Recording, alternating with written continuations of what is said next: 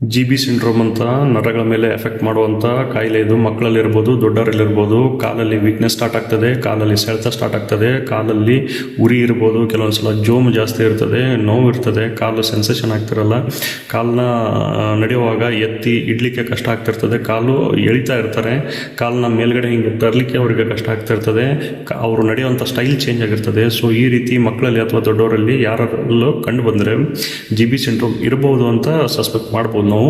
So ಅಂಥ ವ್ಯಕ್ತಿಗಳನ್ನು ಎಷ್ಟು ಬೇಗ ಅವರಿಗೆ ಹಿಂಗೆ ಸೆಳೆತ ಎಲ್ಲ ಸ್ಟಾರ್ಟ್ ಆಗಿರ್ತದೆ, ಜೋಮ್ ಹಿಡಿತಾ ಇರ್ತದೆ, ಕಾಲನ್ನ ಎಳಿಲಿಕ್ಕೆ ಸ್ಟಾರ್ಟ್ ಮಾಡ್ತಿರ್ತಾರೆ, ಆ ಟೈಮಲ್ಲಿ ಕರ್ಕೊಂಡು ಬಂದರೆ ಅವರಿಗೆ ಆಯುರ್ವೇದದಲ್ಲಿ ಬಹಳ ಬೇಗ ಗುಣಪಡಿಸುವಂಥ ಚಾನ್ಸ್ ಇರ್ತದೆ ಚಿಕಿತ್ಸೆ ಕೊಟ್ಟು.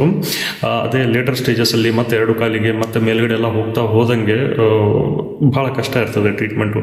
ಸೊ ಈ GB ಸಿಂಡ್ರೋಮ್ದು ಟ್ರೀಟ್ಮೆಂಟ್ ಇರೋದೇ ಭಾಳ ಕಷ್ಟ, ಗುಣಪಡಿಸೋ ಚಾನ್ಸಸ್ಸು ಭಾಳ ಕಷ್ಟ ಇರ್ತದೆ.